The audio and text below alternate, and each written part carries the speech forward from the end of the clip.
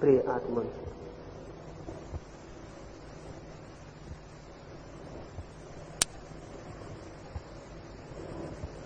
एक गांव में एक बहुत अजीब घटना घट गई थी। एक आदमी ने किसी बीमारी में अपनी छाया खो दी।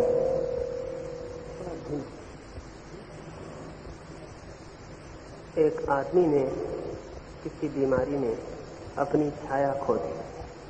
ऐसा कभी ना हुआ था। वो रास्ते पर चलता तो उसकी छाया न बनती। गांव के लोग उससे डरने लगे, परिवार के लोग उससे दूर रहने लगे। उसकी पत्नी ने भी उसका साथ छोड़ दिया।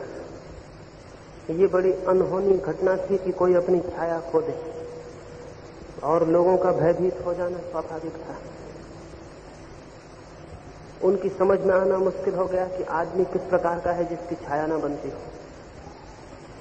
धीरे धीरे अपने ही परिवार से वो निष्कासित हो गया। मित्रों ने साथ छोड़ दिया, और जिस दरवाजे पर भी पहुंच जाता लोग द्वार बंद कर लेते। उसके भूखे मरने की नौबत आ गई। वो हाथ जोड़ जोड़ के भगवान से चिल्ला के कहने लगा कि मुझे मेरी छाया वापस लौटा दो। ये मेरी छाया क्या खो गई है, ये तो मेरा जीवन नष्ट हुआ जाता है।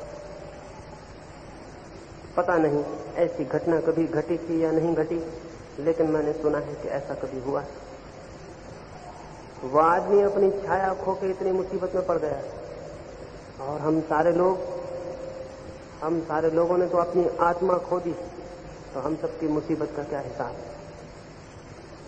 छाया भी खो दे कोई तो कठिनाई में पड़ जाएगा, लेकिन आत्मा ही कोई खो दे तो उसकी मुसीबत का क्या हिसाब लगाया जाए।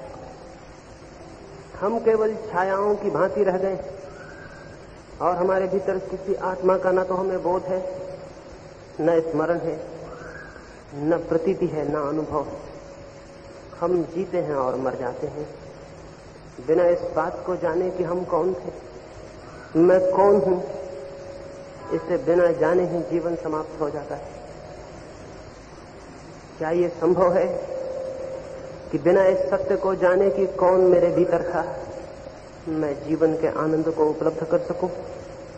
क्या ये संभव है कि मैं इस बात को बिना जाने कि कौन था जो मुझ में जन्मा, कौन था जो मुझ में जिया, कौन था जो मुझसे विदा हो गया, बिना इस सत्य को जाने जीवन में शांति और संगीत उपलब्ध हो सके?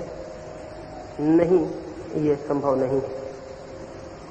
स्वयं को जाने बिना न तो जीवन को सौंदर्य उपलब्ध होता है, न शांति उपलब्ध होती है, न संगीत उपलब्ध होता है, न सत्य उपलब्ध होता है।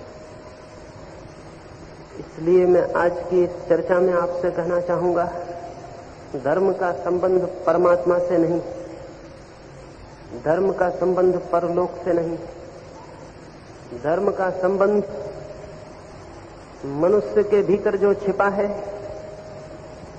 मैं जो हूं उसे जान लेने से है। और ये मैं इसलिए कहना चाहूंगा कि जो ये भी नहीं जानता कि मैं कौन हूं, वो और क्या जान सकेगा। परमात्मा तो बहुत दूर, निकट तो मैं हूं, और निकट को भी जो नहीं जानता वो दूर को कैसे जान सकेगा। जो स्वयं को नहीं जानता उसका सब जानना झूठा और मिथ्या है। उसका सब ज्ञान अज्ञान सिद्ध होगा, क्योंकि उसने पहली ही जगह प्राथमिक निकटतम अज्ञान का जो घर था वहीं चोट नहीं की, उसने वहीं प्रहार नहीं किया। मैं कौन हूं, इस सत्य की खोज से धर्म का संबंध है। और बड़े रहस्यों का रहस्य यह है कि जो इसको जान लेता है कि मैं कौन हूं, उसके लिए सब कुछ जानने के द्वार खुल जाते हैं। और जो अपने भीतर ही ताले को खोल लेता है, उसके लिए इस जगत में फिर किसी रहस्य पर कोई ताला नहीं रह जाता। स्वयं को जान लेना सत्य को जान लेने की अनिवार्य शर्त है, लेकिन हम स्वयं को बिना जाने यदि परमात्मा की प्रार्थनाओं में संलग्न हों तो वे प्रार्थनाएं कोई फल नहीं लाएंगी। और हम स्वयं को जाने बिना यदि शास्त्रों को सिर पर ढो रहे हों तो वे शास्त्र बोझ हो जाएंगे, तो उनसे कोई मुक्ति फलित नहीं होगी। स्वयं को जाने बिना हम जो भी करेंगे वो सब बंधन निर्मित करेगा, उससे कोई स्वतंत्रता आने को नहीं। मैं कौन हूं, इस रहस्य पर ही सारी खोज, सारा अन्वेषण। लेकिन हम और सब करते हैं, इस एक बात की खोज में कभी भी संलग्न नहीं होते। कुछ लोग संसार को खोजते हैं, धन यश प्रतिष्ठा को खोजते हैं, फिर जब वे ऊब जाते हैं संसार से, धन और प्रतिष्ठा और यश की दौड़ में समझ लेते हैं कि कुछ भी नहीं है, तब वे एक नई दौड़ में संलग्न होते हैं जिसे मोक्ष की दौड़ कहें, परमात्मा की दौड़ कहें। संसार के लिए दौड़ते थे, उससे ऊब के और परेशान होकर फिर वे परमात्मा के लिए दौड़ने लगते हैं। लेकिन एक बात जो संसार की दौड़ में थी वही परमात्मा की दौड़ में भी कायम रहती है। न तो संसार की दौड़ में उन्होंने अपने को जानने की कभी कोई चेष्टा की थी और न परमात्मा की दौड़ में ही वे अपने को जानने की चेष्टा करते हैं। इसलिए सांसारिक भी अपने को जाने बिना रह जाते हैं और जिन तथाकथित धार्मिकों को हम जानते हैं वे भी स्वयं को नहीं जान पाते। दोनों दौड़ते हैं, कोई संसार के लिए, कोई मोक्ष के लिए, लेकिन स्वयं के लिए खोज से वंचित रह जाते हैं। सच ये है कि चाहे कोई संसार के लिए दौड़ रहा हो और चाहे परमात्मा के लिए, जब तक दौड़ रहा है तब तक स्वयं को नहीं जान सकेगा। स्वयं के जानने के लिए ठहर जाना जरूरी है, दौड़ना नहीं। किसी भी तरह की दौड़ में जो उलझा हुआ है वो अपने को नहीं जान पाएगा। दौड़ने वाला चित्त कैसे अपने को जान सकेगा? दौड़ने वाला चित्त ही तो उलझन है, दौड़ने वाला चित्त ही तो अशांति है, दौड़ने वाला चित्त ही तो अंधकार है। दौड़ने वाले चित्त के कारण ही, दौड़ने वाले चित्त की लहरों के कारण ही तो वो हमसे अपरिचित रह जाता है जो भीतर छिपा है। दुनिया में दो तरह के दौड़ने वाले लोग हैं, एक को हम कहते हैं सांसारिक लोग, एक को हम कहते हैं आध्यात्मिक और धार्मिक लोग। मैं आपसे निवेदन करना चाहूंगा, चाहे दौड़ संसार की हो और चाहे धर्म की, दौड़ मात्र व्यक्ति को स्वयं से वंचित करती है और स्वयं को नहीं जानने देती। दौड़ बदल जाती है, धन का खोजी मोक्ष का खोजी बन जाता है, पद का खोजी परमात्मा को खोजने लगता है। दौड़ बदल जाती है, दिशा बदल जाती है, लेकिन दौड़ने वाला चित्त कायम रहता है, उसमें कोई फर्क नहीं पड़ता। और ये दिखाई भी नहीं पड़ता है, ये दिखाई भी नहीं पड़ता है। क्यों? क्योंकि हम जानते हैं कि संसार की दौड़ बुरी है। इसलिए जब कोई संसार की दौड़ छोड़ के धर्म की दौड़ में लगता है तो हम कहते हैं बहुत अच्छा किया। मैं आपसे कहना चाहता हूं, संसार की दौड़ बुरी नहीं होती, दौड़ बुरी होती है। दौड़, वो दौड़ चाहे मोक्ष की हो तो भी बुरी होती है, वो दौड़ चाहे परमात्मा के लिए हो तो भी बुरी होती है। क्योंकि दौड़ने वाला चित्त उद्विग्न होता है, अशांत होता है, बेचैन होता है। धर्म का संबंध अदौड़ की स्थिति से है, जो दौड़ छोड़ता है और ठहरता है, जो कुछ भी नहीं पाने के लिए पागल होता है, जो रुक जाता है, ठहर जाता है, उस व्यक्ति के जीवन में धर्म का प्रारंभ होता है। धर्म एक दौड़ नहीं है, संसार के विरोध में दौड़ नहीं है धर्म। और इसलिए यदि आप परमात्मा की खोज में भी दौड़ रहे हो तो मैं आपसे निवेदन करूंगा, कभी परमात्मा को आप नहीं जान सकेंगे। क्योंकि दौड़ने वाला कभी स्वयं को ही नहीं जान पाता, परमात्मा को कैसे जान पाएगा? दो तरह की दौड़े हैं दुनिया में। धार्मिक आदमी वो है जो दोनों तरह की दौड़ से अपने को बचा लेता है। ये बहुत कठिन प्रतीत होगा। एक दौड़ को दूसरी दौड़ में बदल देना बहुत आसान है, एकदम आसान है। मन को उस पर कोई बोझ नहीं आता, दौड़ बदल जाती है। लोभी त्यागी हो जाता है, दौड़ बदल जाती है। कल तक धन को इकट्ठा करता था, आज धन को छोड़ने लगता है। कल तक इकट्ठा करने की दौड़ थी, अब छोड़ने की दौड़ शुरू हो जाती है। मन को कोई फर्क नहीं पड़ता। अहंकारी विनम्र होने लगता है। कल तक कहता था मैं कुछ हूं, अब कहने लगता है मैं ना कुछ हूं, लेकिन दौड़ जारी है।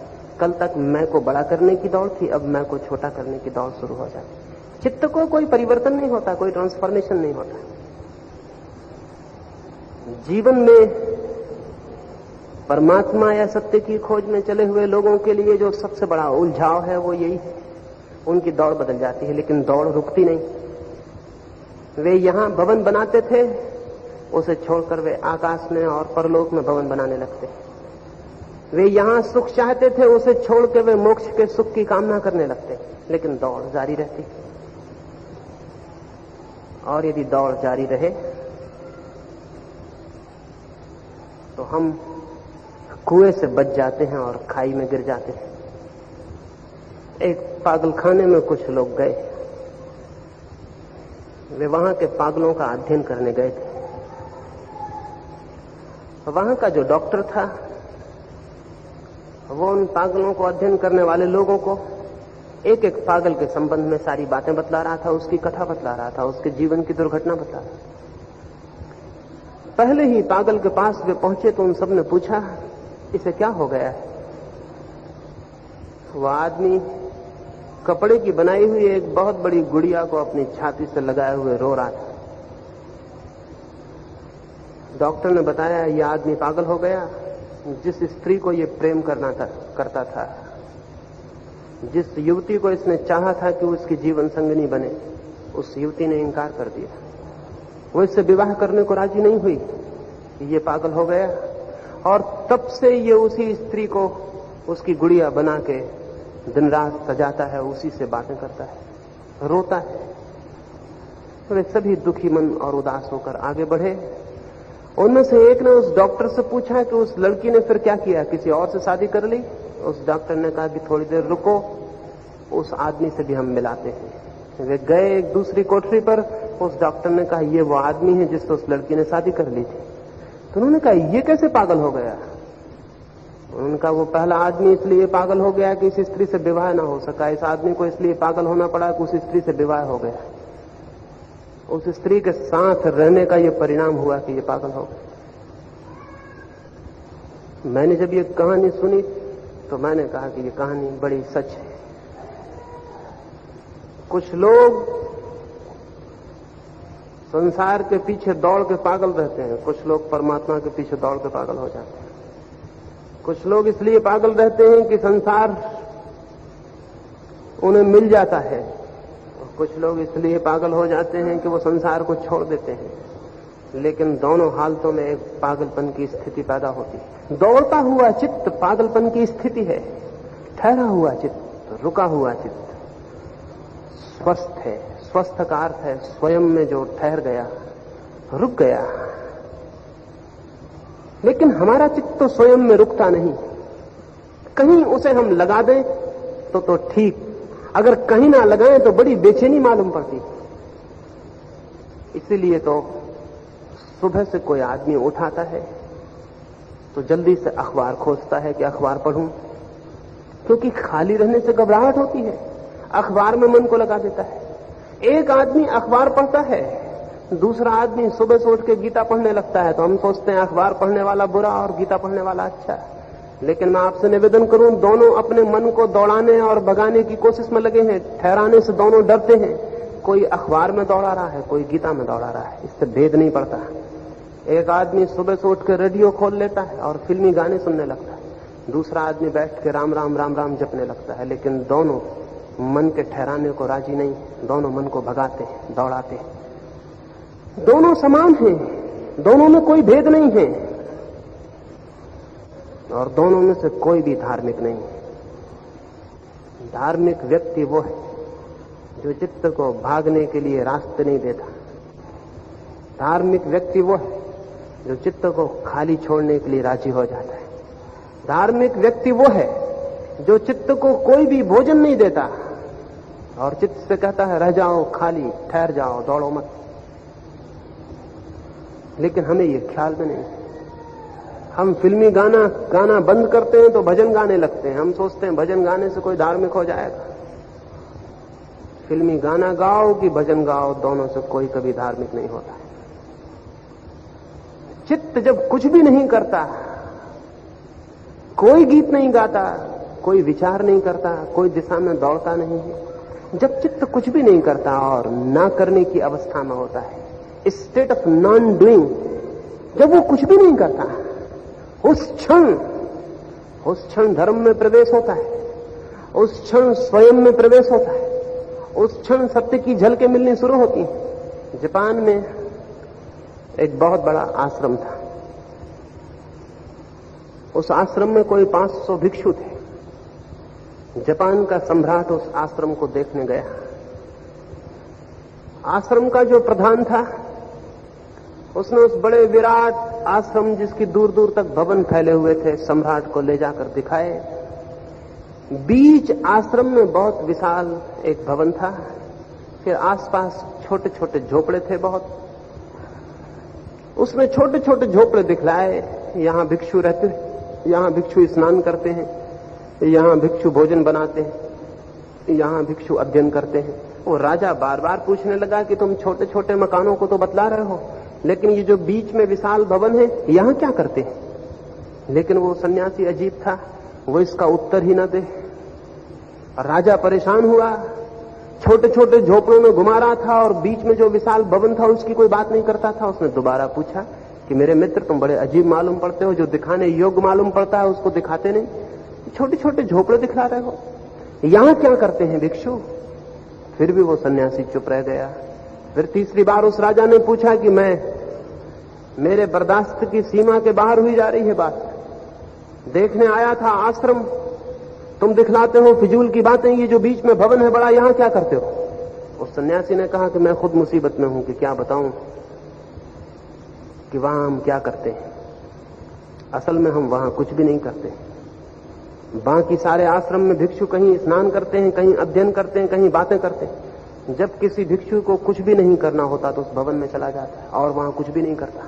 अब हम क्या बताएं कि वहां क्या करते हैं? वो हमारा ध्यान का कक्ष, वो हमारा मेडिटेशन हॉल, वहां हम कुछ भी नहीं करते। अगर कुछ करना हो तो इतना बड़ा आश्रम है, यहां हम कुछ करते हैं। वहां जब किसी को कुछ भी नहीं करना होता तो वहां चला जाता है। तो मैं क्या बताऊं कि हम वहां क्या करते हैं? इसलिए मैं कुछ भी नहीं कह रहा हूं, उसके बाबत आप नाराज न हो। हम वहां कुछ करते ही नहीं। क्या आपने कभी कोई ऐसा क्षण जाना है अपने मन में जब आप कुछ भी ना कर रहे हो? क्या कभी कोई ऐसा क्षण जाना है जब मन कुछ भी ना कर रहा हो, बस हो, जस्ट सिर्फ हो, कुछ कर ना रहा हो? ना करने की कोई अवस्था जानी? अगर नहीं जानी तो धर्म से अभी आपका कोई संबंध नहीं है और ना हो सकता है। कोई संबंध नहीं हो सकता। पूजा करो, प्रार्थना करो, ये सब करने की अवस्थाएं। दुकान चलाओ, मंदिर में जाओ, ये सब करने की अवस्थाएं।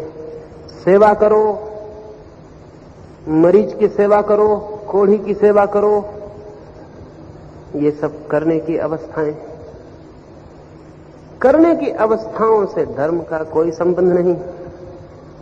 लेकिन अगर ना करने की अवस्था को जान ले तो जीवन में एक नए प्रकाश का अनुभव होता है और एक नई शक्ति का, और वो अनुभव करने के जीवन को भी आमूल परिवर्तित कर देता है।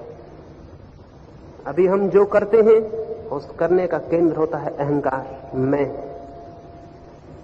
चाहे हम पूजा करते हो और चाहे दुकान चलाते हो, उस करने का केंद्र होता है मैं। दुकान करते हैं तो केंद्र होता है मैं, मेरी दुकान। पूजा करते हैं तो केंद्र होता है मैं, मेरी पूजा। प्रार्थना करते हैं तो केंद्र होता है मैं, मेरी प्रार्थना, मेरे भगवान, मेरी गीता, मेरा कुरान, मेरा धर्म। मंदिर बनाते हैं तो मेरा मंदिर, सेवा करते हैं तो मेरी सेवा। जब तक हमने उस अवस्था को नहीं जाना है, न करने की अवस्था को, स्टेट ऑफ नॉन डूइंग, जब तक हमने उसे नहीं जाना तब तक हमारे सब कामों का केंद्र होता है मैं। लेकिन जिसने थोड़ी देर को भी उस अवस्था को जाना जब हम कुछ भी नहीं करते हैं, जब हम कुछ भी नहीं कर रहे होते हैं, केवल होते हैं, सिर्फ एग्जिस्टेंस होता है, सिर्फ सत्ता होती है, कर नहीं होते, कुछ कर नहीं रहे होते, कोई डूइंग नहीं होती, सिर्फ बीइंग होता है। उस क्षण को जो जान लेता है वो पाता है कि अहंकार तो है ही नहीं। अहंकार तो करने की क्रिया से पैदा हुई भावना है। ये किया, ये किया, ये किया, ये किया, इस सारे करने से अहंकार मजबूत हो गया है। ना करने की अवस्था को जानते से ज्ञात होता है कि अहंकार तो है ही नहीं। और उस ना करने की अवस्था में ही चित्त इतनी शांति में होता है कि स्वयं को जान पाता है। उसे जानते ही करने का केंद्र परिवर्तित हो जाता है। उसे जानते ही करने का केंद्र अहंकार नहीं रह जाता, करने का केंद्र परमात्मा हो जाता है। ऐसी जो जीवन स्थिति है उसका नाम धर्म है। तो स्मरण रखिए, धर्म कोई कृत्य नहीं है, कोई एक्ट नहीं, कोई कर्म नहीं। धर्म तो अकर्म की अवस्था को अनुभव करने से संबंधित है, और अकर्म की अवस्था में ही हम अपने से संबंधित होते हैं, कर्म की अवस्था में हम दूसरों से संबंधित होते हैं। एक बहुत अद्भुत विचारक था इकहास। वो जंगल में गया हुआ था और एक वृक्ष के नीचे बैठा था। उसके कुछ मित्र भी जंगल गए होंगे शिकार के लिए, पिकनिक के लिए, किसी और काम से। उन्होंने एक हार्ट को एक झाड़ के नीचे बैठा देखा। सोचा कि अकेले में थक गया होगा, बैठा बैठा अकेले में ऊब गया होगा, चलो हम चलें और इसे संग दें, साथ दें, कंपनी दें। वो गए और उन्होंने जाके एक हार्ट को कहा कि मित्र, तुम अकेले बैठे बैठे थक गए होगे, ऊब गए होगे, परेशान हो गए होगे, तो हम आए हैं ये सोच के कि चलो तुम्हें थोड़ा साथ दें। एक हार्ट ने क्या कहा? एक हार्ट ने कहा, मेरे मित्रों तुम अपने रास्ते पे जाओ, मैं अकेला था तो अपने साथ था, तुम आ गए तो तुमने मेरा साथ अपने से तोड़वा दिया। एक हार्ट ने कहा, मित्रों तुम अपने रास्ते पे जाओ, मैं अकेला था तो अपने साथ था, तुमने आके मुझसे मेरा साथ तोड़वा दिया, तुम अपने रास्ते पे जाओ, मैं ऊबा हुआ नहीं हूं, मैं अपने साथ हूं। जब आप कुछ भी नहीं कर रहे होते हैं तब आप अपने साथ होते हैं, और जो अपने साथ होगा वही तो स्वयं को जान सकेगा। हम कभी अपने साथ नहीं होते, हम किसी और के साथ होते हैं, अपने साथ कभी भी नहीं होते। मित्र के साथ होते हैं, शत्रु के साथ होते हैं, किताब के साथ होते हैं, पत्नी के साथ, पति के साथ, लड़कों के साथ, पिता के साथ होते हैं। और अगर इन सबसे ऊब गए तो किसी काल्पनिक भगवान के साथ हो जाते हैं, रख लेते हैं उसकी मूर्ति और उसी के साथ हो जाते हैं। लेकिन अपने साथ हम कभी नहीं होते। जो अपने साथ नहीं होता उसको धर्म का कैसे अनुभव होगा? वो कैसे जान सकेगा कि क्या हूं मैं, कौन हूं मैं? अपने साथ होने की प्रक्रिया धर्म है, अपने साथ होने की प्रक्रिया योग है, अपने साथ होने की प्रक्रिया ध्यान है, अपने साथ होने की प्रक्रिया समाधि है। अपने साथ कैसे हो सकते हैं? हमारी तो आदत किसी और के साथ होने की। हम तो सदा भीड़ में होना पसंद करते हैं, अकेला तो कोई नहीं होना चाहता। क्यों नहीं होना चाहता? अकेले में भय लगता है, अकेले में घबराहट लगती है। किस बात की घबराहट लगती है, किस बात का भय लगता है? कभी ख्याल भी नहीं किया होगा अकेले में भय क्यों लगता है, घबराहट क्यों लगती है? अकेले क्यों नहीं होना चाहते? क्यों किसी का साथ खोजते हैं निरंतर? भय है एक बुनियादी, अकेले में अहंकार के मिटने का भय। दूसरों के साथ होने में अहंकार निर्मित होता है, अकेले में मिट जाता है। अकेले में मैं की कल्पना टूट जाती है कि मैं हूं, इसलिए हमेशा दूसरों के साथ हम होते।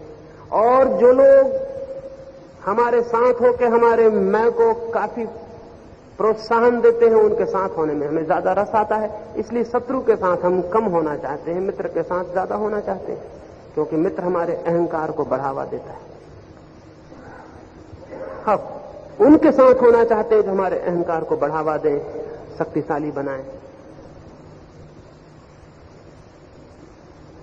अकेले होने में घबराहट लगती है, अकेले होने में मैं खो जाएगा, उसको कोई बढ़ाने वाला नहीं मिलेगा तो वो बिखर जाएगा, टूट जाएगा।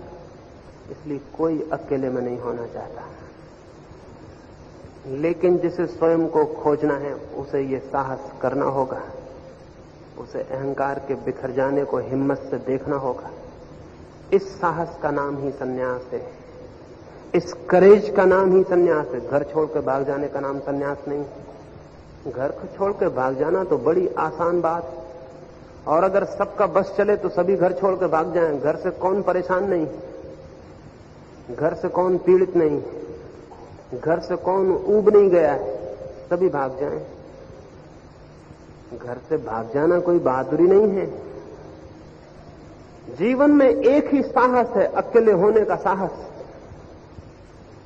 तो घर से एक आदमी भाग जाता है तो 10-25 शिष्यों को इकट्ठा करके एक आश्रम बना के वहां रहने लगता है, क्योंकि अकेले रहने का साहस तो था नहीं। घर से निकल आए तो फिर आश्रम बनाना पड़ता है। मित्रों को छोड़ के आ गए, परिवार को छोड़ के आ गए तो फिर शिष्य और शिष्याएं इकट्ठी करने पड़ते हैं, क्योंकि भीड़ चाहिए। अकेले होने में बड़ा खतरा है, खुद के मिट जाने का खतरा है। इसलिए जिसके पास जितने शिष्य इकट्ठे हो जाते हैं, जिस सन्यासी के पास, वो उतनी बड़ा सन्यासी हो जाता है, उसके अहंकार का पारा उतना ही ऊपर चढ़ जाता है। जिसको कोई शिष्य नहीं मिलते वो बेचारा 2 कौड़ी का सन्यासी हो जाता है, उसका अहंकार का पारा नीचे उतर जाता है। शिष्यों की खोज चलती, भीड़ इकट्ठा करने की खोज चलती, आश्रम बनते। भागे थे लेकिन फिर दूसरा चक्कर सामने खड़ा हो जाता है। क्यों? क्योंकि अकेले होने का साहस नहीं, और अकेले होने के लिए कोई पहाड़ और जंगल में जाने की जरूरत नहीं है। जो अकेला होने की प्रक्रिया को समझ ले, वो जहां है वहीं अकेला हो सकता है। ठीक घर में और दुकान पर और बाजार में अकेला हो सकता है। जो अकेला होना जानता है वो भीड़ में भी अकेला होता है, और जो अकेला होना नहीं जानता उसको अकेला भी छोड़ दो तो वो काल्पनिक भीड़ को घेर लेता है और उसी में बैठ जाता है। कभी अकेले में जाकर देखें तो अकेले में कोई भी नहीं होगा, कमरा बंद होगा, तो भी आप पाएंगे आपके मन में मित्र चले आ रहे हैं, उनसे बातें चल रही, काल्पनिक भीड़ इकट्ठी हो जाएगी। क्योंकि अकेला होना बहुत बड़े साहस की बात है। लेकिन जिसे स्वयं की खोज में जाना हो उसे कुछ साहस तो करना पड़ेगा। अकेला होना बड़ी तपश्चर्या है, भूखा रहना कोई बड़ी तपश्चर्या नहीं। भूखा रहना एक निरंतर अभ्यास की बात है। महीनों कोई भूखा रह सकता है। सिर के बल खड़े हो जाना कोई तपश्चर्या नहीं है। सर्कस में बहुत से लोग करते हैं, आप भी कर सकते हैं, मैं भी कर सकता हूं। कोई उल्टे सीधन आसन लगा लेना और धूप में खड़े रहना और सर्दी सह लेना कोई तपश्चर्या नहीं है, सब सर्कसी खेल है। तपश्चर्या तो एक है मनुष्य के मन के लिए सबसे कठिन, आर्डुअस, और वह है अकेला होना। मन अकेले होने को राजी नहीं होता, मन अकेले बैठने को राजी नहीं होता। मन की सारी आदत, मन का सारा जीवन किसी के संग, किसी के साथ में। तो इधर उधर से उब जाते हैं तो सत्संग को चले जाते हैं, वहां भी भीड़ मिल जाती है। किसी गुरु के पास चले जाते हैं, वहां भी साथ मिल जाता है। इसलिए मैं कहता हूं सत्संग से कभी किसी को धर्म नहीं मिला है। अकेले और एकांत में सब तरह का संग छोड़कर जो मन ठहरने को राजी होता है वो धर्म को जानता है। सत्संग से सिद्धांत मिल सकते हैं, विचार मिल सकते हैं, खूब बातचीत करने के लिए सामग्री मिल सकती, ज्ञान मिल सकता है तथाकथित कि उपदेश करने में आप भी योग्य हो जाएं। लेकिन किसी सत्संग से कभी सत्य न मिला है और न मिल सकता है, क्योंकि संग से सत्य के मिलने का कोई संबंध नहीं। सत्य मिलता है असंग में, संग में नहीं। सत्य मिलता है असंग में, जहां कोई संगी और साथी नहीं, ऐसे मन की स्थिति में। पहला सूत्र है धर्म की खोज में, स्वयं की खोज में या परमात्मा की खोज में, असंग भाव। मैं अकेला हूं, मैं बिल्कुल अकेला हूं, और इस अकेले होने में ठहरने की दिशा में प्रयत्न। जब मन कहे कि किसी का साथ खोजो, जब मन कहे कि चलो अकेले में भयभीत मालूम होता हूं, तब सजगता से इस मन के प्रति निरीक्षण और अकेले में ठहरने की दिशा में प्रयत्न। अगर थोड़ी सी देर को भी अकेला होना शुरू कर दें, प्रारंभ में तो बहुत कठिन है क्योंकि निरंतर साथ की आदत है, तो हम पूछते हैं कि अकेले में फिर कोई सहारा, तो कोई मंत्र बता दें कि हम उसको जपते रहें, राम राम करते रहें, कृष्ण कृष्ण करते रहें, कुछ तो बता दें कि जिसको हम करते रहें अकेले में। किसी भगवान की प्रतिमा पर ध्यान लगाएं या आंख बंद करके किसी ज्योति के ऊपर ध्यान लगाएं। फिर हम संग खोज रहे हैं, तरकीबें हैं ये सब, हम साथ खोज रहे हैं, वास्तविक नहीं तो काल्पनिक साथ खोज रहे हैं। कोई ज्योति के साथ ही बैठे रहें, राम राम ही जपें, हृदय में किसी चक्र की कल्पना करें या सिर में या नाभि में, लेकिन हम साथ खोज रहे हैं, अकेले होने को हम राजी नहीं। और अगर साथ मिल गया तो चक्कर फिर वापस वही शुरू हो गया जिससे आप बचना चाहते थे। इसलिए कोई साथ न खोजें और कोई सहारा न खोजें, न किसी मंत्र का, न किसी रूप का, न किसी प्रतिमा का, न किसी भगवान का, कोई सहारा न खोजें, बेसहारा हो जाएं। और बड़े मजे की बात है कि जो बेसहारा हो जाता है उसे परम सहारा उपलब्ध होता है। और बड़े मजे की बात है जो अकेला हो जाता है वो परमात्मा को पा लेता है। और बड़े मजे की बात है कि जब तक कोई संग खोजता है तब तक कभी उसका संग नहीं मिलता जो कि सदा का साथी। एक रात ऐसा हुआ, एक आदमी एक पहाड़ से निकलता था, अंधेरी अमावस की रात थी, उसका पैर फिसल गया और रास्ते से चूक गया और किसी बहुत बड़े खड्ड में गिर पड़ा। लेकिन खड्ड में गिरने को कौन राजी होता है, तो उसने जल्दी से अंधेरे में जो भी पकड़ में आ सकता था पकड़ लिया। कोई वृक्ष की जड़ें थीं वो उसने पकड़ ली। नीचे अंधकार, ऊपर अंधकार, फिसलता हुआ पत्थर जिस पर पैर न टिके, ऊपर बढ़ने की कोई गुंजाइश और उपाय नहीं, नीचे गिरने का कोई साहस नहीं। वो अटका है उन जड़ों को पकड़ के। ठंडी रात, हाथ अकड़ने लगे और ठंडे होने लगे, और आखिर कब तक लटका रहेगा, और पूरी रात। और धीरे धीरे उसकी हिम्मत टूटने लगी और हाथ जड़ होने लगे ठंड में और जड़ें छूटने लगी। उसके प्राण कैसे संकट में नहीं पड़ गए होंगे, कैसे दुख को उसने नहीं जाना होगा, कैसी मौत में वो नहीं गिर गया था। लेकिन आखिर जब तक सामर्थ्य थी वो पकड़े रहा, जितनी देर तक संभव था उसने जड़ें पकड़ी रखी। लेकिन फिर एक वक्त आ गया कि हाथ बिल्कुल जड़ हो गया और जड़ें छूट गई। वो आदमी गड्ढे में गिर गया। लेकिन क्या हुआ, गिरते ही जोर की हंसी उस घाटी में गूंजी। वो आदमी हंसने लगा। नीचे गड्ढा था ही नहीं, नीचे जमीन थी, अंधेरे में दिखाई नहीं पड़ती थी। जड़ें हाथ से छूटी कि वो नीचे जमीन पर खड़ा था।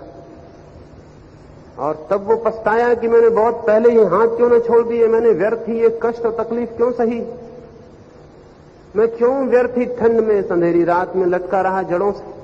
मैं जब ही का छोड़ देता तो जमीन नीचे थी। लेकिन जब तक न छोड़ा था तब तक उसे पता भी नहीं चला था। मेरे देखने में हर मनुष्य अपने जीवन की अंधेरी रात में रास्ते से भटक गया और गिर गया है। और हर मनुष्य ने अपने सामर्थ्य के अनुसार कोई न कोई जड़ पकड़ ली। किसी ने धन की, किसी ने पद की, किसी ने भगवान की, किसी ने धर्म की, किसी ने मोक्ष की, कोई न कोई जड़ पकड़ ली और उससे लटका हुआ है और रो रहा है और चिल्ला रहा है कि जड़ छूटने वाली, और जड़ छूटी तो मैं खड्डे में गिरूंगा। और हर आदमी को गिरना है, मौत करीब है सबके, और सभी की जड़ें छूट जाएंगी और हाथ छूटेंगे और गड्ढे में गिरना पड़ेगा। रो रहे हैं, चिल्ला रहे हैं, लेकिन जड़ को छोड़ते नहीं। कहते हैं कोई सहारा चाहिए, बिना सहारे के कैसे होगा, कोई न कोई सहारा चाहिए। पत्नी का छूट जाए तो परमात्मा का चाहिए, पति का छूट जाए तो भगवान का चाहिए, किसी न किसी का सहारा चाहिए। जमीन के पिता का छूट जाए तो वो जो सुप्रीम फादर है, ऊपर जो बैठा हुआ पिता है, उसका सहारा चाहिए। लेकिन सहारा चाहिए, बिना सहारे के नहीं हो सकेगा। कोई ना कोई जड़ चाहिए जिससे मैं लटकूं, नहीं तो नीचे खड्डा है और गिर जाऊंगा तो क्या होगा। लेकिन मैं ये निवेदन करता हूं, कुछ ये जो हमारा अटकाव है सहारे का, यही बाधा है। कभी जाने किसी क्षण में सब छोड़ के और बेसहारा होकर, कभी जाने किसी क्षण में सब सहारे छोड़ दें और हो जाएं बेसहारा। क्या होगा? देखें एक बार, क्योंकि बिना देखे पता भी नहीं चल सकता कि क्या होगा। और जो होता है उसे शब्दों में कहने का कोई उपाय भी नहीं। आज तक कोई कह भी नहीं सका कि क्या होता है जब एक आदमी सब सहारा और सब संग छोड़ के असंग हो जाता है, बेसहारा हो जाता है, अकेला हो जाता है, टोटल लोनलीनेस में हो जाता है। तब क्या होता है? आज तक कोई भी नहीं कह सका कि क्या होता है। लेकिन वही जो होता है उसे ही कोई कहता है कि परमात्मा, कोई कहता है आत्मा, कोई कहता है मोक्ष, कोई कहता है निर्वाण। वही कुछ होता है जिसे कुछ नाम दे दें धर्म के या कोई नाम ना दें। लेकिन जो आदमी भी उस गहरे एकांत से होकर वापस लौटता है वो दूसरे तरह का आदमी हो जाता है। उसके जीवन में दुख विलीन हो जाता है, उसके जीवन में आनंद के झरने फूटने लगते हैं, उसके जीवन से बेसुरे स्वर विलीन हो जाते हैं और संगीत निकलने लगता है, उसके जीवन से दुर्गंध चली जाती है और सुगंध आने लगती है, उसके जीवन से भय विलीन हो जाता है और अभय आ जाता है, उसके जीवन में मृत्यु की छाया समाप्त हो जाती है और अमृत की वर्षा होने लगती है। जो भी उस अकेलेपन से होकर गुजरता है वो दूसरे तरह का ही मनुष्य हो जाता है। इसी तरह के मनुष्य को हम धार्मिक मनुष्य कहते हैं। आज की इस चर्चा में मैं यही निवेदन करने को हूं आपसे, कभी उस अकेलेपन में जाएं, कभी सब छोड़ दें, डूब जाएं शून्य में और कोई सहारा न पकड़े, हो जाएं अकेले पूरी तरह। क्योंकि ये स्मरण रखें, अगर स्वयं को जानना है तो बिना अकेले हुए नहीं जान सकते हैं। जब आप ही रह जाएंगे और कोई ना होगा तभी जान सकेंगे उसे जो आप हैं। जब तक कोई और है तब तक उसको आप जानते रहेंगे, स्वयं को न जान पाएंगे। तो सब सहारे तोड़ देने जरूरी हैं ताकि चेतना बिल्कुल बेसहारा हो जाए। उसके लिए कोई जगह ठहरने को ना रह जाए। और जब कोई जगह ठहरने को नहीं रह जाती है चित्त को, तो चित्त अपने पर लौट आता है, अपने पर बैठ जाता है। जब कोई जगह नहीं रह जाती तो अपने पर वापस आ जाता है। जगह छीन लें चित्त से। हम जगह छीनते नहीं, जगह बदलते हैं। एक चीज छूटती है तो दूसरी पकड़ाते हैं, दूसरी छूटती है तो तीसरी पकड़ाते हैं, लेकिन कभी खाली नहीं छोड़ते चित्त को। तो चित्त के बदलाहट, सब्स्टिट्यूट देने से कोई आदमी कभी धर्म की दिशा में गतिमान नहीं होता। सब सब्स्टिट्यूट छोड़ लेने से, जब कोई कुछ भी हम चित्त को नहीं देते और चित्त भूखा और प्यासा और बिना दिशा के, बिना कहीं जाने के रह जाता है, उसी क्षण एक विस्फोट हो जाता है और एक क्रांति हो जाती है और जीवन दूसरा हो जाता है। धर्म एक ऐसे साहस की अपेक्षा है, धर्म एक ऐसे साहस की खोज है। लेकिन हम सारे लोग तो धर्म की तरफ साहस के कारण नहीं जाते, भय के कारण जाते हैं। इसलिए आदमी जितना बूढ़ा होने लगता है उतना धार्मिक होने लगता है। युवा आदमी धार्मिक नहीं होता, उसमें थोड़ा बहुत साहस होता है तो वो सोचता है अभी धार्मिक होने की क्या जरूरत है। सोचता है कि बुढ़ापे में जब सब काम निपट जाएगा तब हो लेंगे धार्मिक। और बुढ़ापे में आदमी धार्मिक क्यों होने लगता है? धार्मिक इसलिए होने लगता है कि मौत का भय चारों तरफ से घेरता है। उस भय के कारण वो भगवान का सहारा पकड़ने लगता है। और भय से जो भगवान पैदा होता है वो एकदम झूठा है, उसमें जरा भी सच्चाई नहीं है, कण मात्र भी सच्चाई नहीं, वो केवल भय का निर्माण है। जब मौत करीब आने लगती है और हम अंधेरे में धकाए जाने लगते और लगता है कि अब जीवन छूटा, तो हम सोचते हैं भगवान अब तेरे ही चरण पकड़े लेते हैं, अब तेरे ही सहारा खोजे लेते हैं। भगवान किसी का सहारा नहीं है उस समय तक, जब तक कि कोई बेसहारा होने की हिम्मत न करे, तब तक कोई सहारा नहीं। तब तक रोएं, गिड़गिड़ाएं, करें प्रार्थनाएं, कुछ भी नहीं होगा, कुछ भी नहीं हो सकता है। होने का उससे कोई संबंध ही नहीं है। आप अपने भय में परेशान हो रहे हैं, और अपने भय में कल्पनाएं कर रहे हैं। भय छोड़े, धर्म का भय से कोई संबंध नहीं। और एक बात जाने, मृत्यु आएगी और मिटा देगी, ये तय है। इसमें कोई शक शुबा नहीं, इसमें कोई संदेह नहीं। मृत्यु आएगी और डुबा देगी और मिटा देगी। जो समझदार हैं वे मरने के पहले अकेले होकर देख लेते हैं कि मृत्यु में भी अकेले ही तो हो जाना पड़ेगा। सब संगी साथी छूट जाएंगे, सब धन यश प्रतिष्ठा छूट जाएगी, सब मित्र परिजन छूट जाएंगे, मृत्यु अकेला कर देगी। तो एक बार अकेला होकर क्यों ना देख लें, तो उससे यह भी पता चल जाएगा कि मृत्यु में क्या होगा, और यह भी पता चल जाएगा कि अकेले होने से भीतर कुछ सच में मर जाता है या कि नहीं मरता। मृत्यु को जानकर जो व्यक्ति जीवन में ही किन्हीं क्षणों में मरने का अनुभव कर लेता है, इतना अकेला हो जाता है कि कोई संगी साथी नहीं, जैसा मृत्यु में हो जाएगा, तो फिर उस क्षण में ही वो जानता है कि सब छूट जाए तो भी मैं हूं, सब छूट जाए तब भी मैं हूं, और जब सब छूट जाते हैं तभी मैं अपने पूरे रूप में प्रकट हो पाता हूं। तो मृत्यु में जो हर आदमी को जानना पड़ता है, तो वो ध्यान में धार्मिक मनुष्य जान लेता है। लेकिन जिसने कभी ध्यान को न जाना हो, उसकी मृत्यु भय और पीड़ा और संकट बन जाती है।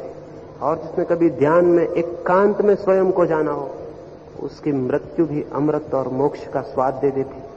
उसे मृत्यु का भय भी विलीन हो जाता है, क्योंकि मृत्यु में वो पुनः अकेला होता है, जिस अकेलेपन को उसने बहुत बार जाना।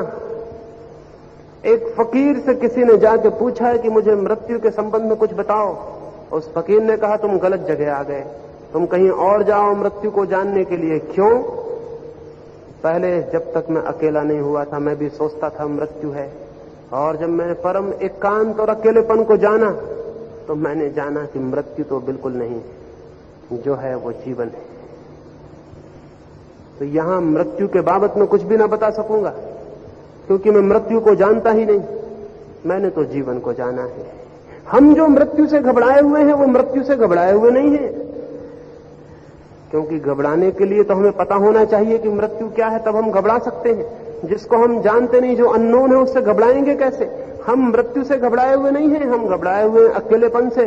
मित्र छूट जाएंगे, पत्नी, पिता, माँ, भाई, बहन सब छूट जाएंगे, वो जो अकेलापन रह जाएगा उससे हम घबराए हुए हैं। तो जो व्यक्ति जीवित रहते हुए अकेलेपन के स्वाद को अनुभव कर लेता है, उसके मृत्यु का भय विलीन हो जाता है। वो पाता है मृत्यु तो है ही नहीं, वो जीवन को, शाश्वत जीवन को अनुभव कर लेता है। उसी शाश्वत जीवन का नाम परमात्मा है। उसी शाश्वत जीवन की एक किरण मेरे भीतर है, एक किरण आपके। अगर हम उसे एक किरण से परिचित हो जाएं, तो उसी किरण के सहारे उस सूरज तक पहुंच सकते हैं जहां से वो किरण निकलती है। इसलिए मैंने कहा, जो स्वयं को जान लेता है वो परमात्मा को जानने का द्वार पा जाता है। उसने एक किरण पकड़ ली सूरज की, अब उस किरण के सहारे, उस किरण के पथ पर यात्रा करके परमात्मा तक पहुंच सकता है। लेकिन जो स्वयं को नहीं जानता, जिसने एक किरण भी नहीं जानी, वो परमात्मा तक जाने का उसके पास कोई मार्ग नहीं है। और ये भी स्मरण रखिए, आपकी किरण को मैं नहीं जान सकता हूं, क्योंकि जब मैं अपनी ही किरण को नहीं जान सकता हूं, आपकी किरण को क्या जानूंगा?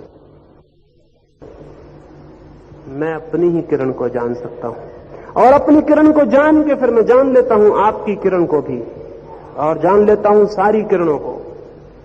एक सागर की बूंद को कोई जान ले तो पूरे सागर को जान लेता है, और एक सूरज की किरण से परिचित हो जाए तो सारे सूरज को जान लेता है। लेकिन वो किरण है स्वयं की, और उस किरण को जानने के लिए अकेला एकांत होना जरूरी है। उसे चाहे ध्यान कहें, लेकिन ध्यान का मतलब किसी का ध्यान नहीं है, क्योंकि किसी का ध्यान किया तो संग शुरू हो गया, साथ शुरू हो गया। ध्यान का अर्थ है अकेला होना, जहां कोई भी नहीं है, जहां बिल्कुल अकेला मैं रह गया और कोई भी नहीं, कोई विचार नहीं, कोई कल्पना नहीं, कोई प्रतिमा नहीं, कोई संगी नहीं, कोई साथी नहीं, एकदम अकेला, एकदम अकेला। इस अकेलेपन से ही स्वयं का बोध जागता है और विकसित होता है। तो अकेले होने की दिशा में कुछ करें, सत्संग न खोजें, अकेला होना खोजें, साथ न खोजे, अकेला होना खोजे, सहारा न खोजे, बेसहारा हो जाएं, आलंबन न खोजे, निरालंब हो जाएं, तभी कुछ होगा, तभी कुछ हो सकता है।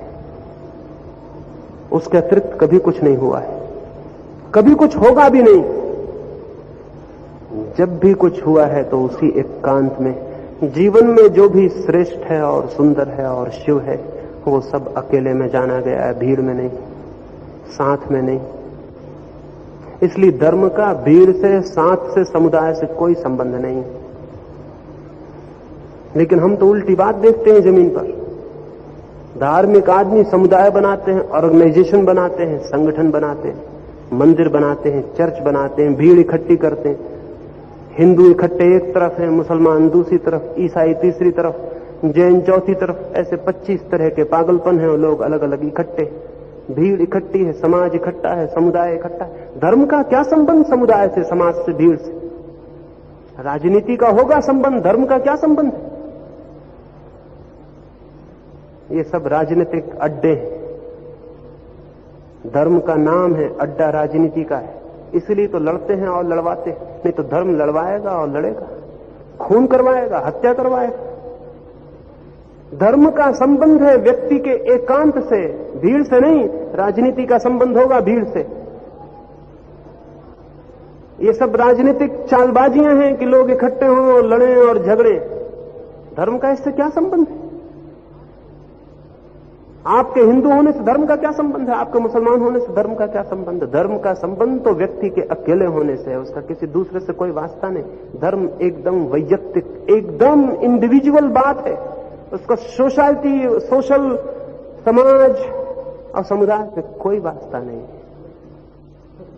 लेकिन अभी तो धर्म भीड़ और समुदाय हो गया है, और इसलिए धर्म भ्रष्ट हुआ और पतित हुआ, और धर्म की प्रतिष्ठा गई, और धर्म का आनंद गया, और धर्म की आस्था गई, और धर्म की सारी जड़ें सूख गईं। इसीलिए क्योंकि हमने उसे भीड़ बना लिया। तो मैं निवेदन करूंगा, वक्त आ रहा है, जमीन पर आना चाहिए, जबकि हम इस बात को जान सकें कि धर्म नितांत वैयक्तिक बात है। जैसे प्रेम वैयक्तिक है, वैसे धर्म वैयक्तिक है। जब मैं किसी को प्रेम करता हूं तो मैं प्रेम करता हूं, कोई भीड़ थोड़ी ले जाता हूं। कोई भीड़ से क्या संबंध है? और जब मैं शांत होऊंगा तो मैं शांत होऊंगा, भीड़ से क्या संबंध है? हम इतने लोग यहां बैठे हैं, अगर हम सब आंख बंद करके मौन हो जाएं तो यहां कोई भीड़ न रह जाएगी। एक एक आदमी अकेला रह जाएगा, दूसरा आदमी मिट जाएगा, पड़ोसी मिट जाएगा, आप यहां अकेले रह जाएंगे। अगर पड़ोसी बना रहे तो भीड़ है, और अगर पड़ोसी मिट जाए तब आप अकेले हैं। वो जो अकेलापन है उसका संबंध धर्म से है। तो उस अकेलेपन को खोजें, कोई संगठन समूह ना बनाए, उस अकेलेपन को खोजें।